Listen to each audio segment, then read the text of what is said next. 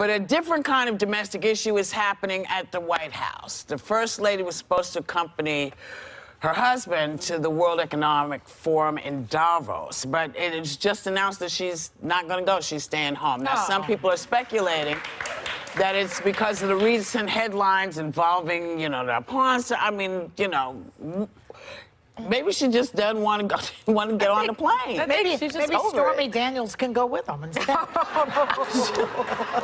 man, come on. I think she's just over it, like most of us. I mean, I'm over it. I think she's just over it. It's possible. It's really possible, right? I mean, if you know, if what is in Michael Wolff's book is true, they have separate bedrooms, which hasn't happened since the Kennedy era.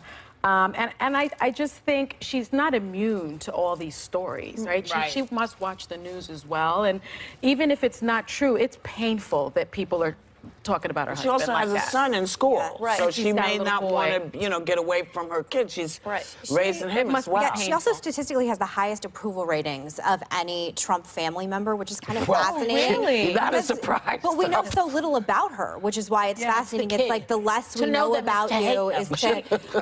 I do think she's in this sort of weird situation because it's very untraditional for a first lady to be playing this kind of like behind the cameras, behind the palace walls role. And I don't actually know that much about her to still. I know that she's an immigrant and her platform is cyberbullying and she still hasn't really come out publicly. I really like Melania Trump, but I would also like more. I do think for being first lady is a job. We've elected them to this role, and I think that she could be doing more public events. I definitely agree with you, but I also feel like you can't force people to be something that they're not. And her husband became president. Like that's not necessarily what she wanted. Right. So now all of a sudden she does. You do have to go along, but I think that she still has to do what's comfortable for her, and I just think she's never been that type of person. And you think just her not doing, you think it's fine for her to go 4 years and just be as little public as possible? I think that she can do a little bit more, but she has to do what she's comfortable with. Have there been first ladies that just don't really have a platform and don't do anything? I can't remember the last one.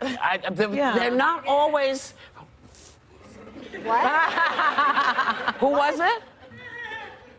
I don't know what just happened. Did you have? Never mind. Because Michelle Obama was very active. But there have been reluctant first ladies. I mean, Pat Nixon. Pat Nixon was very reluctant, and also, and she, who used to Jerry Ford. Jerry Ford's Betty wife. Ford, Betty Ford, you know, was very low key and really wasn't out there doing much, and then you know she had her issues. She did that notorious interview where it was clear she was drunk and then ended up being. And it's a tough job. I mean, and so maybe it's better for her not to put herself out there because you know she's a very nice lady.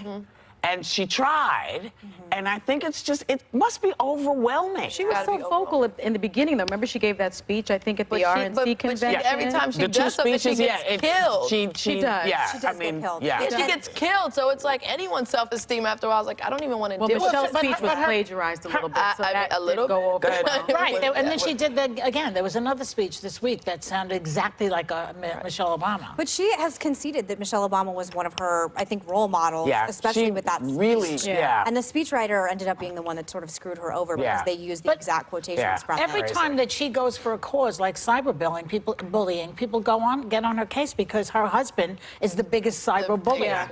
That's so it's a platform for her. No, I don't think that. Michelle Obama is comparable to her husband in what an incredible speechmaker she is. I think anyone who saw her at the DNC, she's a powerhouse in and of herself. She wasn't always like that. It took 8 years for her to become. Because she didn't want to do it either. I mean, I can't imagine. So, you know, you help him, you're doing what you're supposed to do, you help your husband, he becomes president, and then they go, and what are you going to do? And it's like, what? What? Yeah.